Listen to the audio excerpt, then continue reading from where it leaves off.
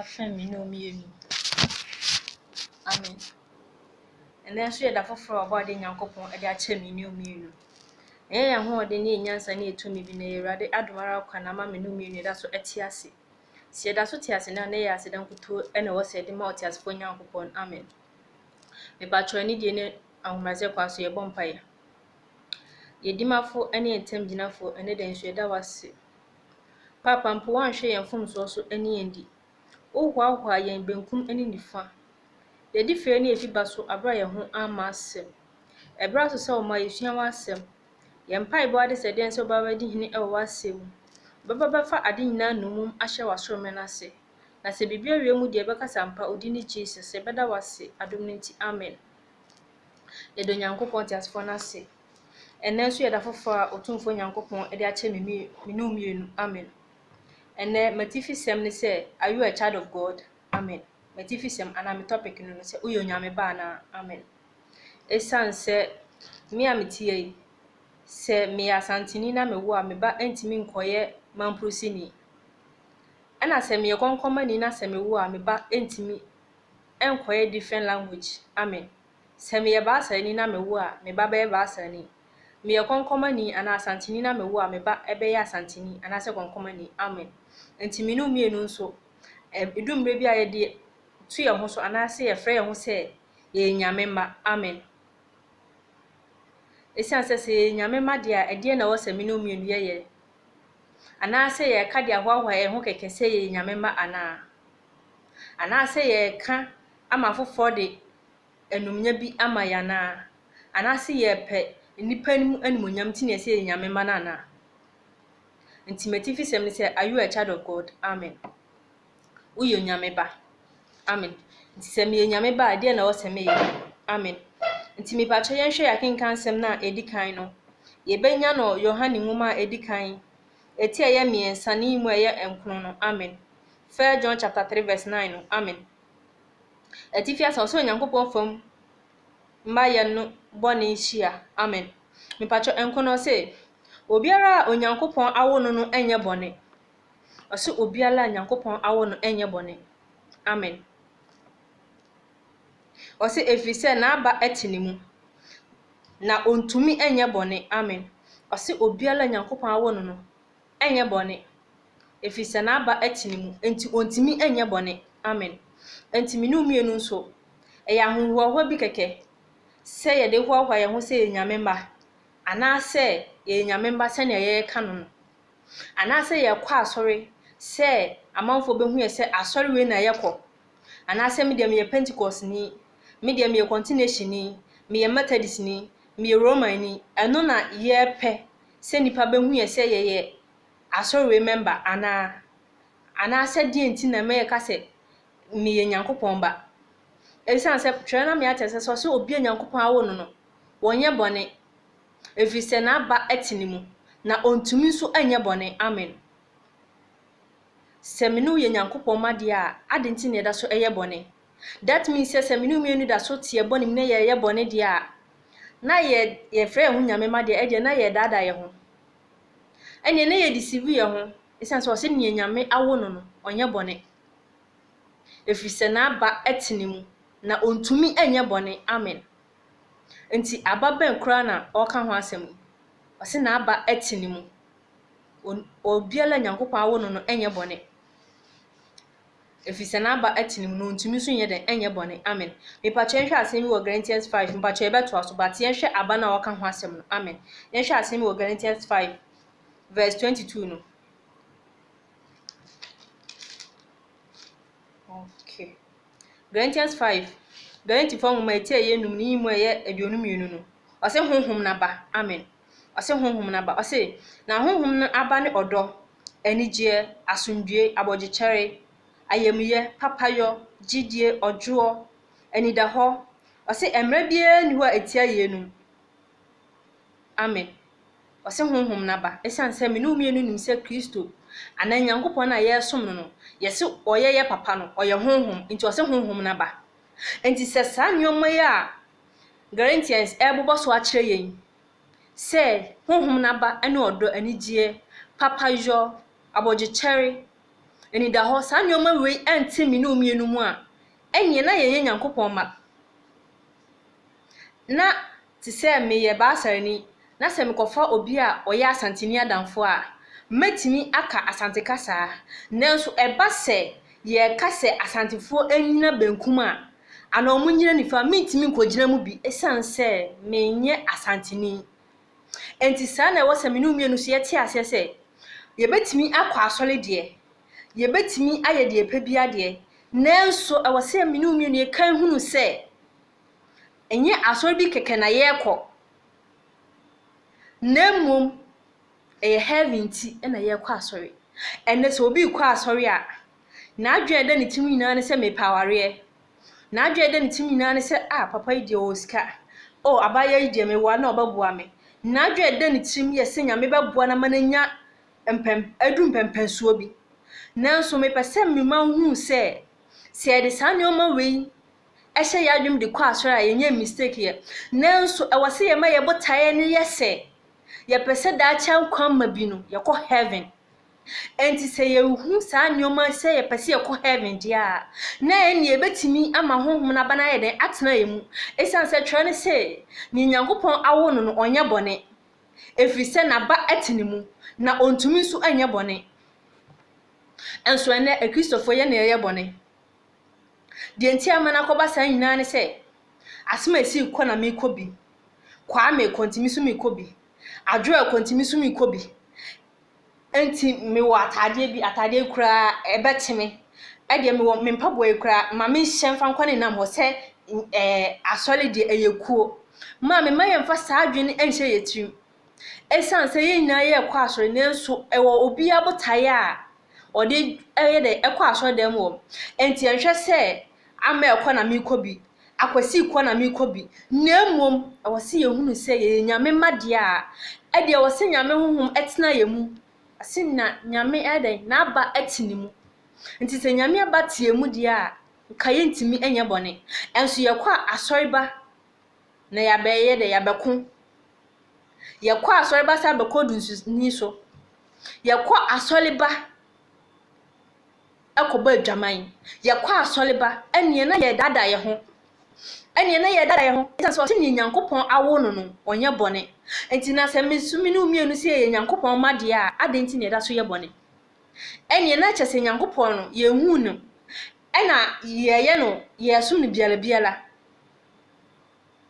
se nem di kan no aso ne betimi akọ se me ye ba sa ni makofa asantini adamfo na mete kasa na no nkyere me se me asantini enti saa na me no mienu so ye betimi akọ asore de eno so nkyere yen se nyame ma nemum age se nyame honhom ne tie mu ose na aba etie mu enti Galatians 5:5-22 no say na honhom na ba ne odo enije asomdwe abogichere papayo ojuo enida ho amen enti saa ba we enti me no mienu mu a ye dada ye ho ye nyame ma asori na ye kobi keke asori na ye purpose bi wom keke but say ye beko heaven ne de eni yetrim enti adenti na me no mienu ye frɛ ho say nyame ma na ni Nyankopon pese ye no me no mienu ye nyame mo ye de boy ho asafo hene me dem ye kristoni me dem ye nyame sumni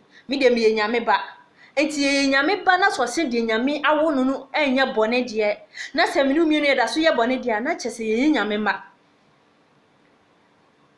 eye eniso bi keke ana ye pese nipa hu ye se ye kwa asori ye Pentecost ni sorry ye Methodist ni ye Presby ni mame osinye Onyankopon awo no no nye bone efiri se na aba etini mu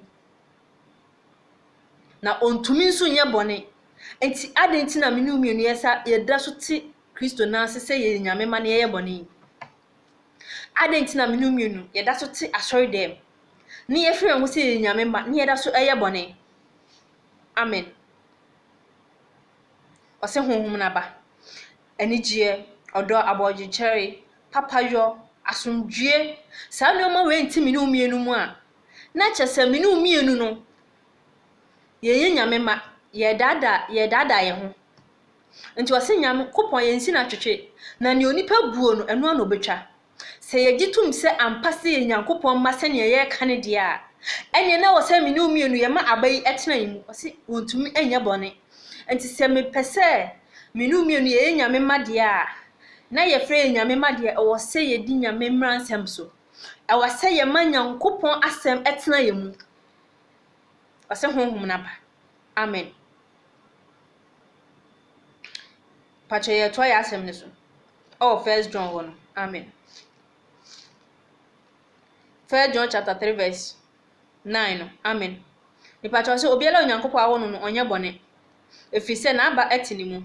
Na ontumi enye bone. Efise Onyankopon na awo no. Efise Onyankopon na awo no nti ontumi nye bone. Enti adentita me ne umienu de ese Nyame ma ne eda so ye bone. Se na mdi kan ka se wubetimi eya asantini wubetimi akofa konkomani adamfo enso wubetimi atekasa no eno ma wo nkyere se oye konkomani dabi enti na dan na asema ye ti ase se enye wona ofrem se Ewurade na be ko so aheniem enye wona o se Ewurade no na be ko so aheniem na emum omo ye agya na pede no na be ko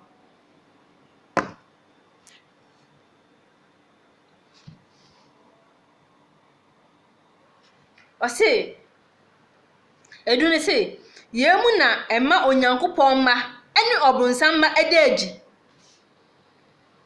obiala woyo ne entene ne onno ne nua no onfiri Nyankopon. Amen. Ose obiala ose yenti yemu na Onyankopon ma ne obrunsam ma edaji obiala onyo ne entene ene ne onno ne nua no onfiri Nyankopon. Amen. Enti wudo wunua enti sanyoma na Galatians 5:22 ma yeti ase no se sanyoma ne enti yemu a ye Nyankopon ma. Amen. Se sanyoma no enti me ne umienu a e de yenja se ye de hwahwaye ho se ye Nyame ma eye aso na ye kobi keke na emum ye Nyankopon ma. Se ne ameka se madamfo ya asantini a na enu nche se be mama ya asantini enti eye aso bi keke na ye ko na emum ye Nyankopon ma. Amen. Sidi Nyankopon awo no onya bone efise na aba etini mu na ontumi so anya bone efise Onyankopon na aiden awo no nti se me no mienu ese ya de atum se Nyankopon ye papa de a Nyankopon na awo ye de wo se ejai bone ye period nya de ntina ye be ye bone ne asa ka se Nyankopon ye papa na Nyankopon so se nia wonu Nyankopon awo no ontumi anya bone. Amen. Osiwe nti yemu na ema Onyankopon ma ene obunsam ma ye de ededi. Amen. Ti o se me no mienu ejai bone ye me pa chenhwe asem bi Galatians 5:4 na verse 19 no. Amen. Because 22 ni ma ye hu se sa nyoma we tie mu na che se Nyankopon ba. Amen. Enti 5:19 no so say na honam nnwuma ne da di pepe adwamammo efin ahohwie abosonsom adutuo otan akayo ahoye abufuo mpapamu kunsu ni tan nsabro agobone ne ne etete saa o se ani de etete saa. Amen.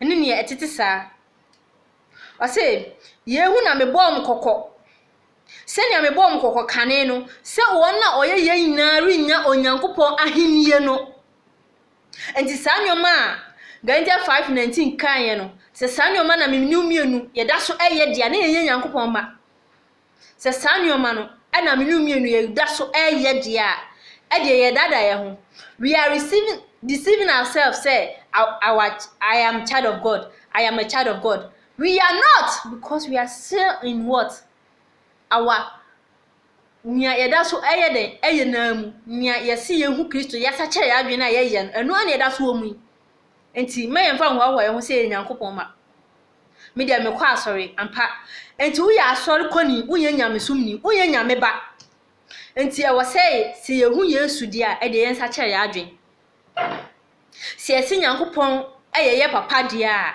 Nyankopon na wo ye dia e de wo se eja bone ye na mmom se ye nneoma e wo Galatians 5:19 ni dia na kyese Nyankopon enye ye papa no enye ne ma ene yen na mmom se ye dia wo 22 na se honhum na ba ne odo anigi abogyeche ne dia na kyerɛ se ampa Nyankopon honhum atie mu wase na ba atie mu ena be kyerɛ se ampa ye nyame emma amen enti ma ye fa ho ye ho se ye asori me come Methodist me come Presby me come Continuation me come Pentecost na mmom etwa se ye adwuma no amen e wo se ye ne ye kasa ya na moto nyina kyerɛ se ampa Nyankopon ye papa enti da bia ya na ye ma omo nginie no edi ye ho few we no so asakira no we no so okwa asori no da bia ye ma ona ongingie no edi ye ho few se na we no so asakira no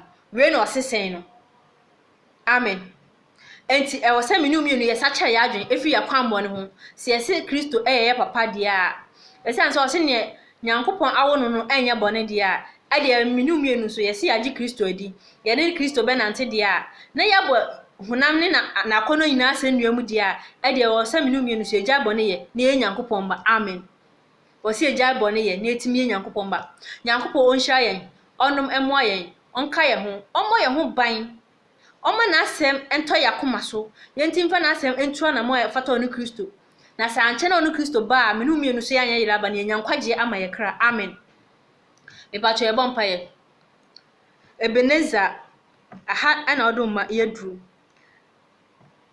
ye kasa aseda eya wodia esanse ne ope na wo ye adesre ye mpa ibade sede ne se obema wa asem aya asem ekogu asasepa so na emom enya asem ekogu abotan so kwanchen anase nkese na emom de ekogu asasepa so eso aba oha ne ne mohu ewade ma wa asem entintimi wo ye mu ewade ma wa hudo entina ye mu ma yentimfa wa asem emobre fata Kristo na sanche na se opwe wani monyamu a o ma yesu ya anya yiraba na nyina ya bom ato sana ahye odi animonyam yeda wase ye ma odin so ye okese wadom ne ohumo president amen ye de Nyankopon ase aha na Nyankopon be memre na ye de esi me pa cho betimi so ayden ahye amaye Nyankopon onhye nyina amen Nyankopon onhye nyina se pese Nyankopon ma dia se na twe na kye no o se ensem no Nyankopon aba na ye den etena ye mu na ye nante se ne Nyankopon asem akye na ye boy abrabo se Kristofo na emom ma ye mfa enhwahwa ye ho se ye nyamesonfo ana se ye Kristofo